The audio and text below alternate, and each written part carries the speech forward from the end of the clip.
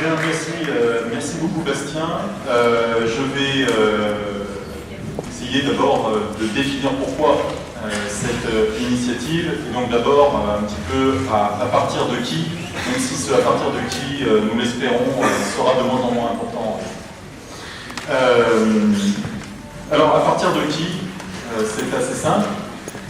Nous sommes un courant du Parti Socialiste, à Mont-d'Avance depuis 2008.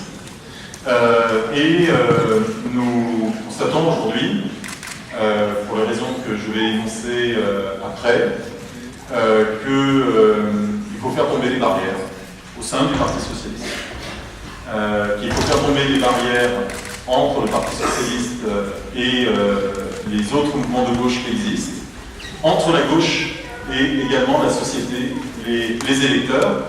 Et on s'est dit que dans ce moment, qui était un moment très particulier, nous avions un devoir, comme d'autres, parce que d'autres initiatives sont prises ailleurs. Sont prises par des militants socialistes, des responsables socialistes, des militants communistes, verts, associatifs. Partout commence à se réveiller l'idée que les choses ne peuvent pas rester en l'état. Et donc nous participons simplement de ce mouvement général. Et nous pensons que nous sommes à notre place aujourd'hui en le faisant. Alors, évidemment, quelques mots sur le contexte et pourquoi cette question que nous avons posée à nos divers intervenants, évidemment, que je vous présenterai. Eh bien, il y a un sentiment, souvent quand on fait de la politique, de dire toujours que nous sommes à un tournant, qu'il y a urgence, que là, on est à la croisée des chemins, etc., etc. Là, j'allais dire, c'est pas du pipeau du tout.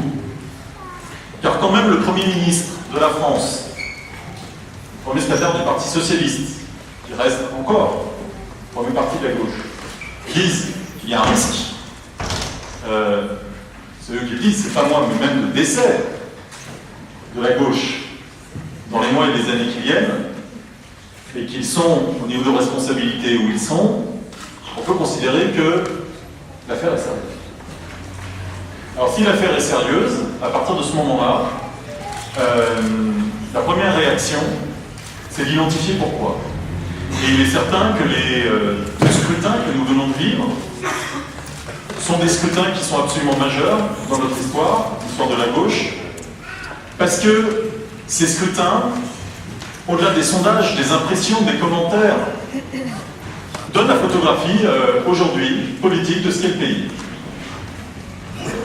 Le Parti Socialiste s'est effondré lors des élections municipales, il est le parti au pouvoir. Nous avons perdu la moitié de nos élus municipaux. Là, j'accueille Pierre Laurent qui vient d'arriver.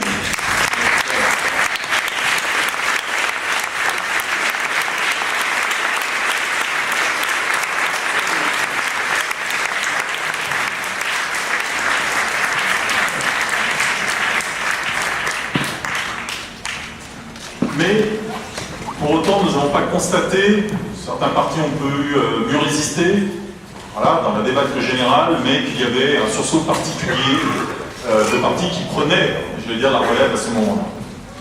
Et l'affaire des européennes a amplifié de manière absolument considérable cette impression. Le Parti Socialiste fait son plus mauvais score, en dessous de celui de Michel Rocard en 1994, qui est déjà un exploit. Donc un score désastreux, qui signifie un rejet très profond aujourd'hui de la politique qui est menée, une abstention massive, un score de Front National évidemment historique, nous aurons toute l'occasion de pouvoir en parler de ce qu'il signifie, mais nous constatons, et pas du tout avec satisfaction, que ce n'est pas pour autant qu'il y a un recours à gauche qui s'exprime par le biais des électeurs à ce moment-là. L'Europe Écologie fait un score qui est un score honorable, mais qui n'est pas un sursaut, n'est pas à la hauteur du score qu'ils avaient fait, notamment aux dernières élections européennes. Et le Front de gauche, qui était très attendu, notamment par son discours, se trouve en difficulté, tout comme les socialistes. À partir de ce moment-là, il y a bien une urgence à se parler. Une urgence à se parler parce que nous sommes absolument convaincus que si les gens de gauche, aujourd'hui, qu'ils soient engagés dans des partis, ou qu'ils soient dans des mouvements associatifs, syndicaux ou autres, n'échange pas, si on se laisse dérouler les événements ainsi, en spectateur, en s'en désolant, en écrivant chaque journée l'épitaphe de ce qu'était la gauche politique et sociale, alors oui, ça va arriver. Peut-être pas sa mort, mais en tout cas, ça va avoir relativisation. Et sur une échéance absolument évidemment importante, quoi qu'on pense des institutions de la Ve République, qui est en 2017, la question de l'élection présidentielle, et du fait qu'aujourd'hui, il n'est pas impossible, ou du moins rien n'indique, que la gauche est forcément la première force lors de cette élection, et donc forcément au deuxième tour de l'élection présidentielle. Alors je vous invite tous à observer qu'aujourd'hui, l'état de la droite est tel que nous ne sommes pas prémunis sur le fait qu'une droite républicaine continue à exister et qu'il peut tout à fait y avoir des alliances qui créent une droite nouvelle qui pourrait prendre le pouvoir. Et avec là une orientation politique, une radicalité à droite dont on a peine encore aujourd'hui à imaginer. Alors, à partir de ce moment-là, si on fait ce constat politique tout bête que nous avons tous fait, on sait qu'il y aura des raisons profondes. Raison profonde, je suis un élu du Parti Socialiste, je suis un membre du Bureau national du Parti Socialiste, je le dis. D'abord à cause de la politique gouvernementale que nous menons aujourd'hui, nous ne pouvons pas nous en abstenir. C'est parce que cette politique n'arrive pas à convaincre que les électeurs, aujourd'hui, se détournent de nous. Pourquoi? Parce que cette politique ne répond pas aux attentes qui avaient été suscitées par la campagne en 2012. Et notamment le fait que si redressement il devait y avoir, la justice devait prévaloir. Et que de ce point de vue-là, les Français n'ont pas le sentiment bien que ces objectifs ont été remplis. Enfin, parce qu'il y a sans doute aussi dans cette politique menée une certaine forme d'incompréhension de comment ça se passe, quels sont les motifs réels, quels sont les objectifs concrets. Et qu'il y a un brouillard aujourd'hui qui font que les institutions publiques, d'une manière générale, sont affaiblies. La parole des politiques est elle-même affaiblie. Mais peut-être, cela ne suffit pas. Et on peut peut-être considérer que si la crise de la gauche émerge de façon très forte maintenant, il y a ces raisons-là, elles sont profondes et nous les assumons. Mais c'est peut-être encore plus en profondeur. Plus en profondeur dans l'évolution de nos sociétés, dans l'évolution de notre continent, de la politique qui est menée, mais aussi des effets, j'allais dire, lents, démographiques, structurels. Alors, on aurait pu, comme initiative, prendre l'idée de faire un colloque qui soit un colloque, j'allais dire, intellectuel, pour essayer d'aller voir d'abord ces raisons. Mais nous avons considéré qu'il fallait prendre la démocratie au sérieux. En démocratie, il y a des partis politiques. Merci. Il y a des partis politiques qui se présentent aux élections, qui ont des élus, qui ont une histoire, qui représentent quelque chose dans la société. Et nous avons la conviction profonde, et je vais m'arrêter là, que le rassemblement de la gauche n'est pas un dogme, n'est pas une utopie facile pour des discussions internes ou pour entraîner des militants avec soi, mais qu'elle est une nécessité politique. Pourquoi? Et là aussi, il faut être simple. Parce que nous avons, et tout à l'heure Bastien parlait du rassemblement populaire préalable, au Front populaire, nous avons l'intime conviction que si la gauche n'est pas rassemblée, alors nous pouvons faire l'élection présidentielle, évidemment, mais que nous pouvons, ensemble, mais de manière séparée, ne plus être dans la course essentielle, qui est la course du deuxième tour, c'est-à-dire en fait le plantage des camps dans lequel se représente la politique, la vie politique, dans le cerveau des citoyens. Et que la gauche disparaisse. Évidemment, cette conviction que nous avons, nous savons que c'est très difficile, là, aujourd'hui, de poser ainsi. Parce que l'unité de la gauche, on va nous entendre dire, oui, c'est un problème.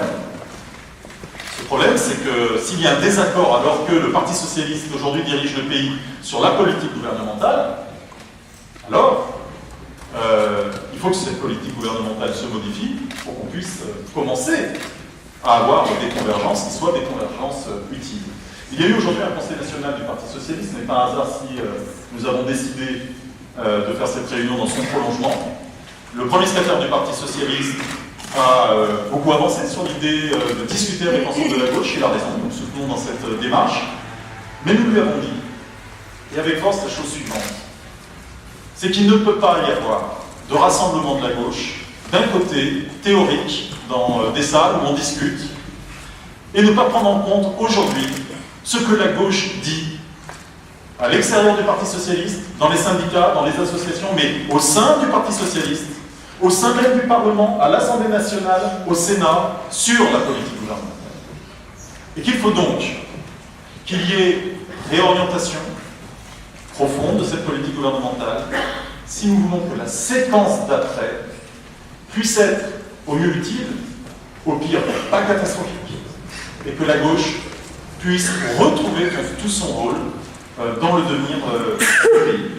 Alors voilà pourquoi on a posé cette question sur comment rassembler la gauche. Elle peut paraître, j'allais dire, très en amont, un peu décalée, vu les divisions qui existent aujourd'hui, et qu'on peut comprendre, devant la crise, devant l'état du pays, devant les inquiétudes que nous pouvons avoir. Mais nous nous sommes dit que justement, si nous voulions avoir un millimètre, un gramme d'espoir pour la suite, alors il fallait la poser tout de suite. On sait que les réponses ne sont pas des réponses définitives aujourd'hui. Voire que beaucoup de conditions vont être émises, que peut-être ces conditions paraîtront insurmontables. En tout cas pour nous, et ce qui est d'un monde d'avance, nous ne voulons être qu'une chose. Nous ne souhaitons même pas, j'allais dire d'une certaine manière, nous survivre à nous-mêmes. Pourquoi?